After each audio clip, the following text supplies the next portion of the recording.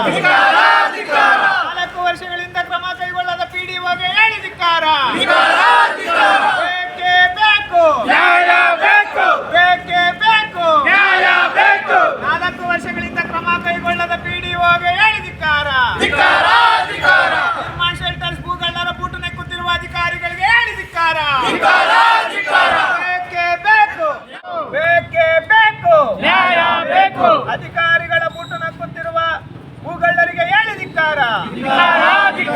ಹಣವಂತರ boot ನೆಕ್ಕುತ್ತಿರುವ ಅಧಿಕಾರಿಗಳಿಗೆ ಹೇಳಿ ಧಿಕ್ಕಾರ.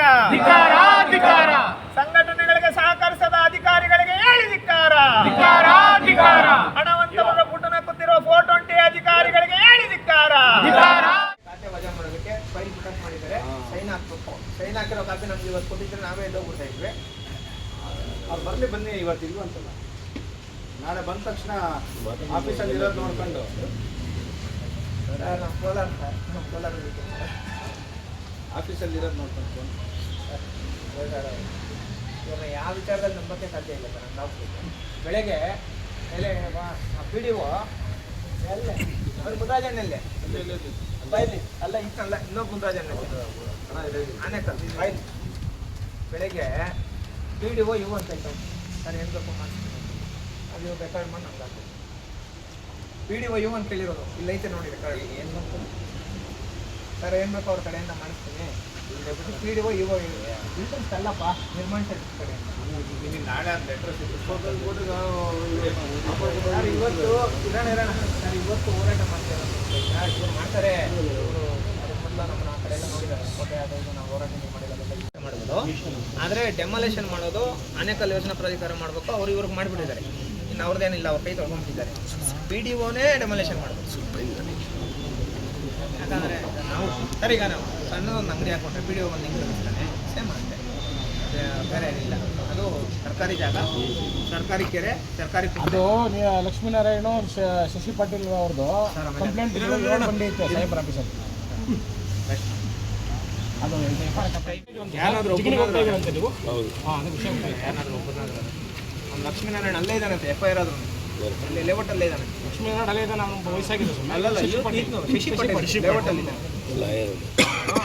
ಅವನೇ ಈಗ ಎಷ್ಟು ಆಫೀಸಲ್ಲಿರೋ ಕಂಪ್ಲೇಂಟ್ ತಪ್ಪಿಸಿರೋದು ಅವನೇ ಆಗಿದೆ ಸರ್.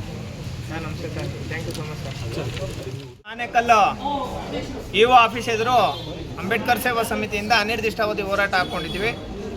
ಆದರೆ ಮಾನ್ಯ DYSP ಸಾಹೇಬರು ಬಂದು ನಿನ್ನೆ ನೈಟು ಈ ನಿರ್ಮಾಣ ಶೆಲ್ಟರ್ಸ್ ಭೂಗಳ್ರ ವಿರುದ್ಧ FIR ಆಗಿತ್ತು, ಅವ್ರನ್ನೆಲ್ಲರನ್ನೂ ಅರೆಸ್ಟ್ ಮಾಡ್ತೀವಿ ಅಂತ ಹೇಳ್ಬಿಟ್ಟು ಹೇಳಿದರು.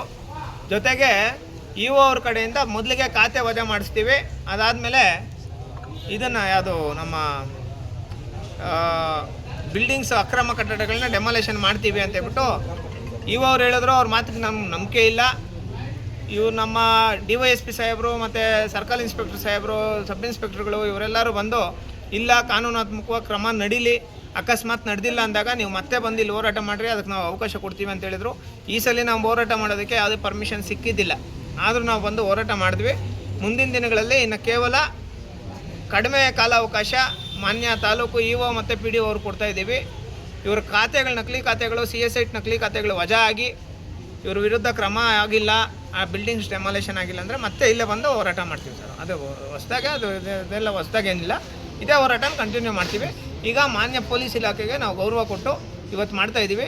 ಮುಂದಿನ ದಿನಗಳಲ್ಲಿ ನಾವು ಅದೇನಾಯ್ತು ಕಾನೂನಾತ್ಮಕವಾಗಿ ಹೋರಾಟ ತಗೊಂಡೆ ಪರ್ಮಿಷನ್ ತೊಗೊಂಡೆ ಅದೇನಾಯ್ತು ಹೋರಾಟ ಮಾಡ್ತೀವಿ. ಇವತ್ತಿನ ದಿನ ಈ ಸದಾನಂದನ್ ಅವ್ರನ್ನ ಅವರೇ ಮೈನ್ ಕಿಂಗ್ ಪಿನ್, ಇದರಲ್ಲಿ ಮೈನ್, ಅದರಲ್ಲಿ ಅದೇನದು ಬೇರೆ ಥರ ಕೈ ಜೋಡಿಸಿರೋಂಥದ್ದು ಶಾಮೀಲಾಗಿರೋಂಥ ವ್ಯಕ್ತಿನ ಅವ್ರ ವಿಚಾರವಾಗಿ ಲೋಕಾಯುಕ್ತದಲ್ಲಿ ತನಿಖೆ ಆಗಬೇಕು. ಅವರು ಲೋಕಾಯುಕ್ತಕ್ಕೆ ಮಿಸ್ಗೈಡ್ ಮಾಡಿದ್ದಾರೆ, ಅಂದರೆ ಮಿಸ್ಕಮ್ಯುನಿಕೇಷನ್, ಅಂದರೆ ಮಿಸ್ ಕಂಪ್ಲೇಂಟ್ ಕೊಟ್ಟು ನಮ್ಮ ಹತ್ರ ಯಾವುದೇ ದಾಖಲೆಗಳಿಲ್ಲ, ದಾಖಲೆಗಳು ಕೊಡ್ತೀರಾ ಕೇಸ್ನೇ ವಜಾ ಆಗೋ ಥರ ಮಾಡಿದ್ದಾರೆ. ಇದಕ್ಕೆ ಸಂಬಂಧಪಟ್ಟಂಗೆ ಆ ವ್ಯಕ್ತಿ ಮೇಲೆ ಕ್ರಿಮಿನಲ್ ಪ್ರಕರಣ ದಾಖಲಾಗಬೇಕು ಅಂತ ಕೂಡ ನಾವು DYSP ಸಾಹೇಬ್ರಿಗೆ ಮಾತಾಡಿದ್ದೀವಿ. ಸರಿ ಆಯಿತು ಅಂತ ಹೇಳ್ಬಿಟ್ಟು ಅವರು ಎಲ್ಲದಕ್ಕೂ ನಮಗೆ ರೆಸ್ಪಾನ್ಸ್ ಮಾಡಿದ್ದಾರೆ. ಈಗ ಕಾನೂನು ನಮ್ಮ ಪೊಲೀಸು ಇಲಾಖೆ ಅಧಿಕಾರಿಗಳ ಒಂದು ಮಾತಿಗೆ ಗೌರವ ಕೊಟ್ಟು ಇವತ್ತಿನ ಈ ಒಂದು ಹೋರಾಟ ಇವತ್ತಿಗೆ ಸದ್ಯಕ್ಕೆ ಇದು ಮಾಡ್ತಾಯಿದ್ದೀವಿ. ಇನ್ನು ನೋಡೋಣ, ಇವ್ರು ಕೆಲಸ ಮಾಡಿಲ್ಲ ಅಂದರೆ ಮಾಮೂಲಿ ನಮ್ಮದು ಹೋರಾಟ ಇರೋದಲ್ಲ, ಮಾಡ್ತಾನೆ ಇರ್ತೀವಿ. ಹೋರಾಟ ಯಾವುದೇ ಕಾರಣಕ್ಕೂ ನಿಲ್ಲಿಸಲ್ಲ. ನೋಡೋಣ ಏನೇನಾಗುತ್ತೋ. ಈ ಕೂಡಲೇ ಖಾತೆ ವಜಾ ಆಗಬೇಕು, ಅಕ್ರಮ ಬಿಲ್ಡಿಂಗಲ್ಲಿ ಡೆಮಾಲೇಷನ್ ಆಗಬೇಕು ಸರ್. ನಮಸ್ತೆ ಸರ್, ಥ್ಯಾಂಕ್ ಯು.